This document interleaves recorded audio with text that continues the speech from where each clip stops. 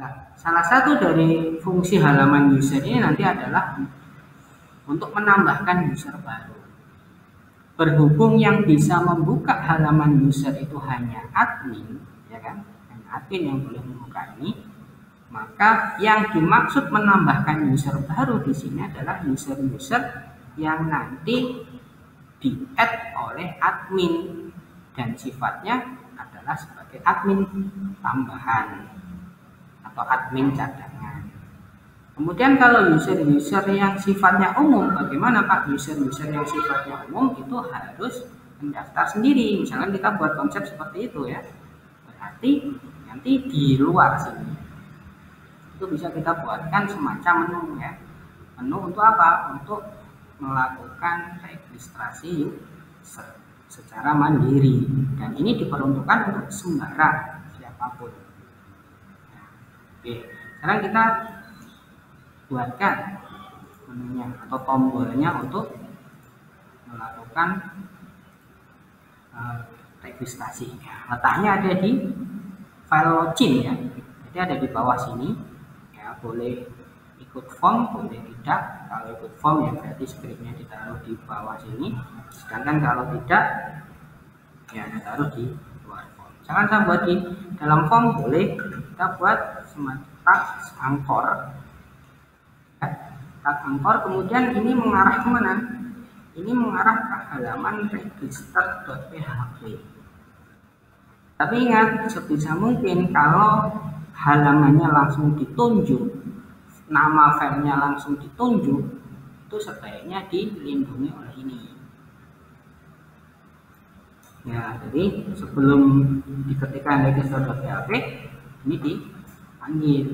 Nah, register.php itu diletakkan di dalamnya HTML spesial sekarang untuk melindungi ya, biar lepas dari ancaman infeksi. Kata-katanya di sini pakai tab small ya. Belum punya account, silakan ini klik untuk registrasi, misalkan bisa klik untuk registrasi, nanti akan muncul di sini. Oke, seperti ini bisa. Nanti kalau diklik dia akan mencari halaman register.php. Nah, sekarang register.php itu seperti apa tampilannya? Kita lihat database. Apa yang harus diisikan dari tabel ini? ID muncul otomatis, nama user nanti harus diisi, password harus diisi, status user otomatis, tipe user otomatis. Berarti yang wajib diisi hanya dua, nama user dan password. Karena hanya dua, berarti kemungkinan besar tampilan dari halaman register.php itu tidak jauh beda dengan login.php. Kan? Misalkan saya buatkan file baru atau kita kopas dari sini, ya kita kopas dari sini pun bisa. Dan nanti kita tinggal edit. Misalkan saya kopas dari sini. Nah ini filenya kan saya kopas, saya copy, kemudian saya paste. Saya rename menjadi register.php.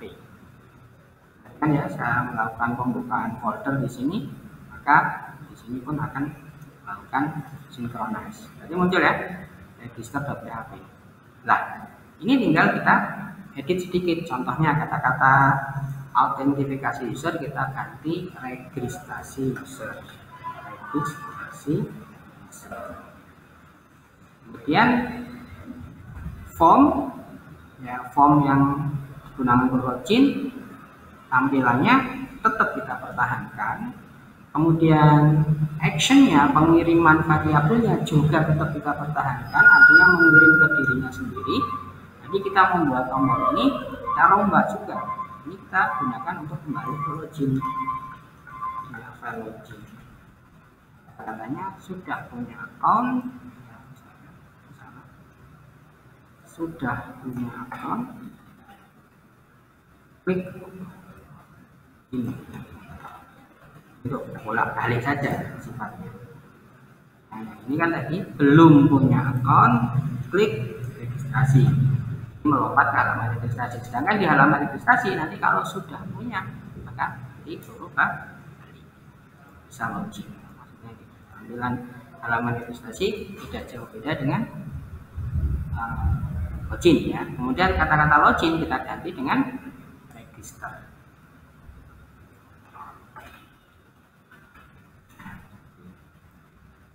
Ini percepatan saja prosesnya ya. Sudah punya akun maka suruh balik ke login. Belum punya akun register. Jadi lompat-lompatannya seperti itu.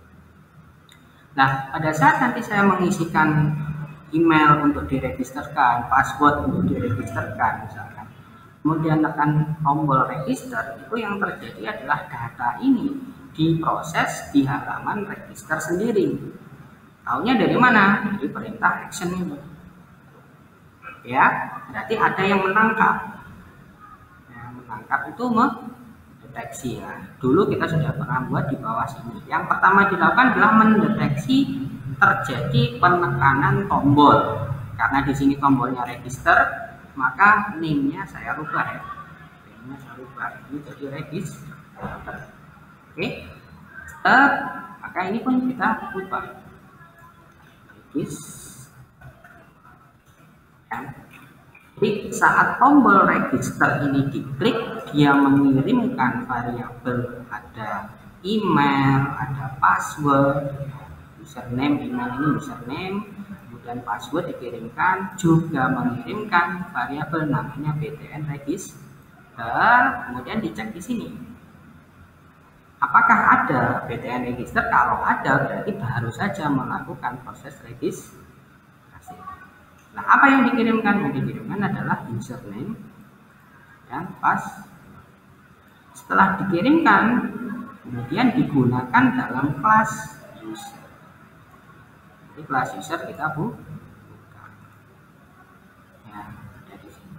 Kelas user itu. Nah. Oke. Mengirimkan ke metode apa? Jelasnya bukan login user ya. Jadi kita harus membuat metode baru. Namanya adalah registrasi user, misalkan gitu ya. Ini metode baru.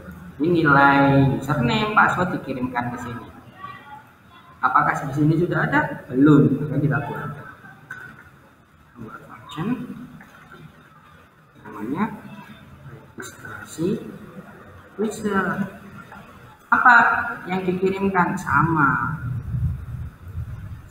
ya, yang dikirimkan sama. Ya, sama. Oke, ini dua nilai ini akan dikirimkan. Kemudian nanti kalau prosesnya sukses, kata-kata message-nya akan juga registrasi Anda sukses. Akan masuk ke dashboard ya. Yes, silahkan login. Diarahkan ke halaman login.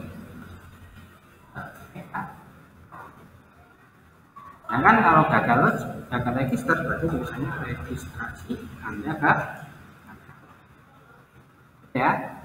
Nah, terus apa yang dilakukan di sini? Yang dilakukan di sini sebenarnya kebalikan dari proses login. Ya, yang pertama kita copy paste.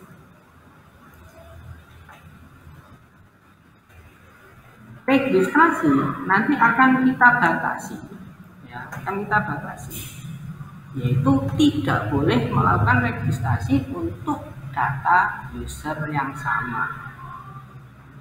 Berarti proses pertama itu kita akan mencek keberadaan dari user tersebut di dalam database. Saya ingin meregisterkan user mastermed2000@gmail.com. Sudah ada atau belum mastermed2000@gmail.com? Kalau sudah ada, ya berarti tidak boleh diregisterkan. Berarti prosesnya adalah select, tampilkan atau bacalah di dalam tabel user semua kolom dengan syarat nama usernya ini ada atau tidak. Ya, query-nya dijalankan, ada atau tidak, maka akan memunculkan nilai ini kan. Hasil menjalankan itu akan memunculkan nilai ini. Ya. Namun lebih besar dari 0 itu artinya data ditemukan.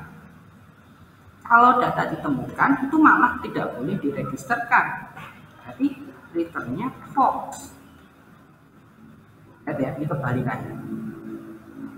Sedangkan kalau datanya tidak ditemukan berarti returnnya malah true.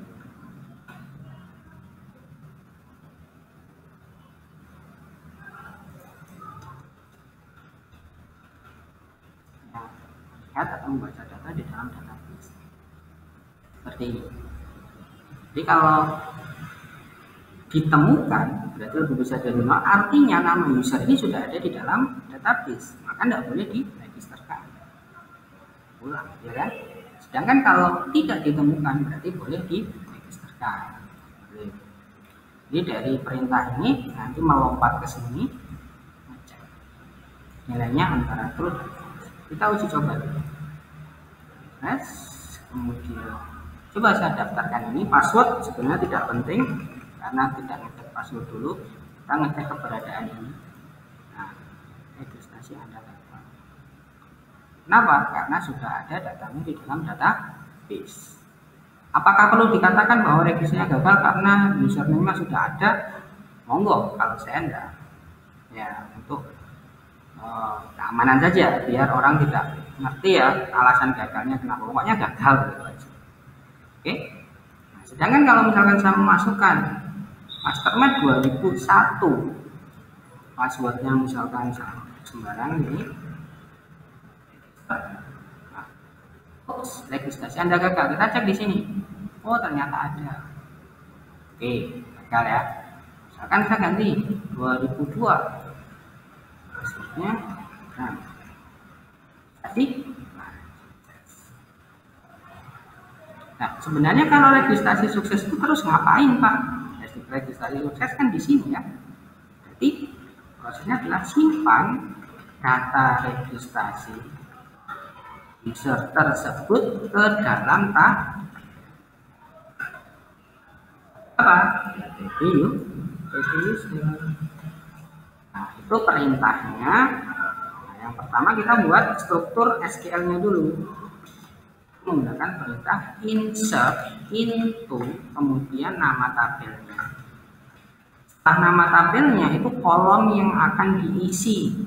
Ada dua kan, nama user dan password. Berarti di sini nama user, password. Setelah itu mengirimkan nilai-nilai yang mau diisikan menggunakan perintah values. Oke. Nah, disarankan lagi kalau Anda menggunakan MySQL, maka values-nya ini dikirim menggunakan cara prepare. Ya, Anda nanti bisa buka Wipro School ya di tutorial PHP, Anda scroll ke bawah di sini cari yang namanya prepare.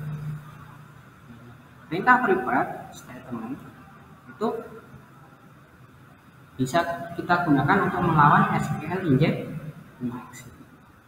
yang membahayakan input data di dalam SQL. Nah, seperti itu. Nah, konsepnya nanti di sini data-data yang akan disimpan itu diwakili dengan tanda tanya. Ya, diwakili dengan tanda tanya. Misalkan yang saya mau tambahkan atau mau saya isi itu 2 kolom, ya berarti tanda tanyanya ada 2. Itu mewakili, tanda tanya pertama mewakili nama user, tanda tanya kedua mewakili password. Kalau misalkan saya ingin mengisi 3 kolom, satunya adalah STS user, misalkan gitu ya, STS user, maka nanti STS user itu juga diwakili dengan tanda tanya. Ini istilahnya label, gitu ya. Oke. Kemudian tanda tanya ini harus disambungkan dengan nilai, ya, disambungkan dengan nilai. Nah, sebelum disambungkan dengan nilai, maka perintah ini kita siapkan dulu. Oke, perintah ini harus kita siapkan dulu. Bagaimana cara menyiapkannya? Cara menyiapkannya, kita siapkan sebuah variabel. Ya, kita siapkan sebuah variabel, kita namakan misalkan HSL1. HSL1 itu kita memanggil koneksi. Ya, kita memanggil koneksi. Setelah kita panggil koneksi, maka kita panggil perintah prepare. Apa yang di-prepare atau yang disiapkan? Ini struktur query-nya tadi.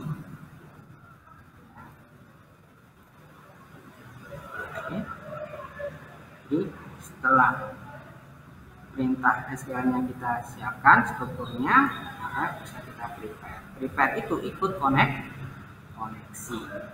Kalau proses prepare-nya oke, tidak ada masalah, maka kita bisa menyambungkan parameter. Apa itu? Memberikan nilai-nilai untuk tanda-tanya ini, mulai dari yang paling depan. Ya, kita lihat tanda tanya ada berapa? Ada 3. Sebelum disambungkan itu harus diberikan tipe dulu. Misalkan nama user itu tipenya apa? Oh, string, berarti S. Password itu tipenya apa? String, S. Status user itu tipenya apa? String, berarti S. Ya, baru nilainya disambungkan. Misalkan tanda tanya pertama kita sambungkan dengan user, sambungkan dengan ini, kan gitu ya. Kemudian password kita sambungkan dengan password, yaitu ini. Jadi nilai kiriman sambungkan dengan nilai kiriman. Sedangkan yang ketiga, misalkan langsung kita isi dengan nilai itu A, maksudnya aktif sesuai dengan data yang ada di sini, itu boleh. Ya, jadi nilai-nilainya itu ini mengarah ke tanda tanya pertama, ini mengarah ke tanda tanya kedua, ini mengarah ke tanda tanya ketiga. Dikirimkan, yang ini langsung ditetapkan. Ya, kemudian ada SSS, ini panduannya di mana, Pak? Panduannya ada di sini juga, Anda scroll ke bawah, nanti ada penjelasan. Ya. I integer, D double, S string, B itu bold. Ya, misalkan kamu mau menyimpan foto ke dalam database, filenya itu nanti dalam bentuk hexadesimal, itu file besar, bisa dimodelkan blob, BLOB. Ya, sedangkan I integer kalau angka kecil, D double angka yang lebih besar dan mengandung desimal. Itu nanti dikombinasikan di sini. Contoh, misalkan password itu nilainya integer, ya di sini diganti I. Misalkan password itu nilainya double, ya diganti D. Misalkan password itu nilainya blob, ya diganti B. Jadi bermain-main kombinasi seperti itu. Kebetulan password itu tipenya adalah string, jadi diisi dengan. Jadi sebelum diarahkan dengan nilai, ya, depannya ini diberikan tipe dulu. Nah, kalau proses membuat struktur perintahnya oke, prepare-nya oke, menyambungkan dengan parameter oke, maka sisanya adalah dieksekusi. Ada perintah namanya execute. Nah, execute ini bisa sukses, bisa tidak. Nah, misalkan saya simpan nilainya di sini.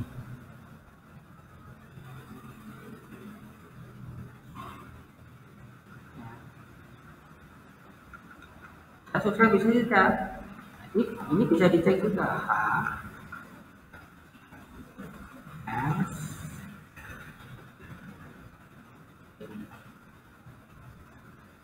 Saya nulis H saja seperti ini. Apa itu H? H adalah nilai atau hasil dari melakukan eksekusi. Kalau sukses ini berarti true. Saya nulis seperti ini saja itu juga artinya mendeteksi nilai true. Tidak perlu saya berikan sama dengan true, tidak perlu. Ya, saya tulis seperti ini saja itu berarti artinya mendeteksi nilai true. Nah, kalau true berarti return true di sini. Yang ini bagaimana berarti return? Oke. Jadi return false-nya ada dua. Yang atas ini return false karena apa?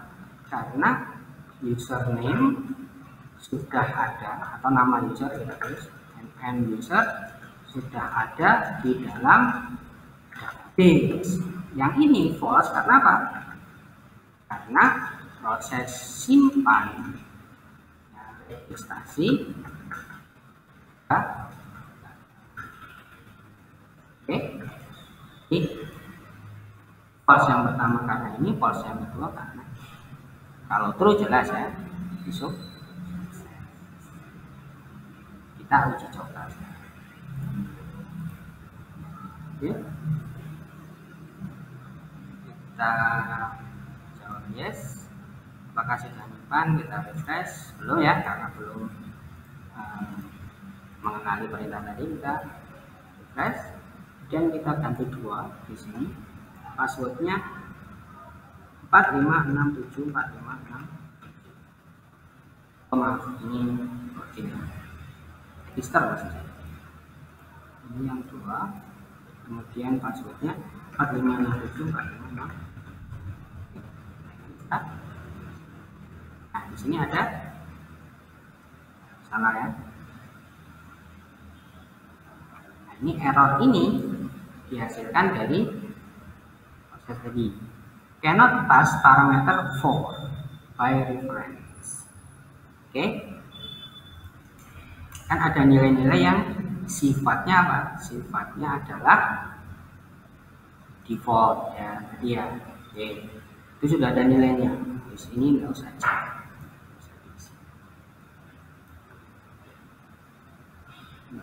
Ini juga nggak usah. Oke. Kemudian kita uji coba lagi. Saya use 2 nilai saja. Kita ulangi.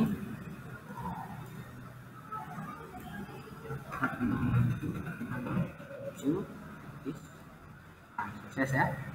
Nah, ini nilainya sudah ada defaultnya, jadi nggak perlu diisi ulang gitu maksudnya, nggak bisa ditembak kecuali nanti edit, perintahnya edit atau update, itu baru bisa. Kalau nambahkan otomatis kan dia ada nilai. Oke. Nah, silakan login. Apakah sudah masuk datanya ke sini? Kita refresh. Nah, masuk ya. Jadi muncul di sini sebagai data kelima, status usernya aktif, tipenya adalah user. Kemudian kita disuruh login menggunakan data ini tadi 4567456. Jadi saya masuk sebagai user. Nah, kira-kira seperti ini nanti untuk proses registrasi user yang dilakukan oleh siapapun, orang yang nanti butuh untuk bisa memasuki dashboard dari aplikasi kita. Nah, misalkan ini aplikasi untuk pendaftaran siswa, misalkan seperti itu, maka siapapun calon pendaftar, pertama yang harus dilakukan adalah registrasi. Kemudian setelah dia punya account, masuk ke dashboard, bisa melakukan pendaftaran di situ. Ya kan, cek hasil pendaftarannya diterima atau tidak. Kalau ada seleksi, misalkan melihat pengumuman, dan ini sifatnya lebih personal, pribadi, karena dia harus login dulu. Beda dengan melihat pengumuman tanpa harus login. Itu kan pengumuman secara umum atau secara luas. Deal ya, paham ya maksud dari pembuatan registrasi tadi. Kemudian nanti kalau saya masuk menggunakan akun admin pun bisa membuat registrasi di sini dengan menu ini nanti. Jadi siapapun yang sudah register, datanya akan terlihat di sini, bisa diedit oleh admin, bisa dipasifkan oleh admin, bisa juga dihapus atau di-delete oleh admin. Ingat ya, dipasifkan itu berarti hanya merubah status ini menjadi pasif. Sedangkan kalau dihapus atau di-delete berarti benar-benar datanya hilang nanti dari database. Dan itu yang boleh melakukan adalah admin lewat menu setting user. Dan di sini pun nanti akan ada menu untuk mendaftarkan user baru, boleh bertipe admin, boleh bertipe user, tapi hanya bisa dilakukan oleh admin. Ya, kira-kira ini materi kita hari ini ya. Semoga bermanfaat. Akhirnya, Assalamualaikum warahmatullahi wabarakatuh.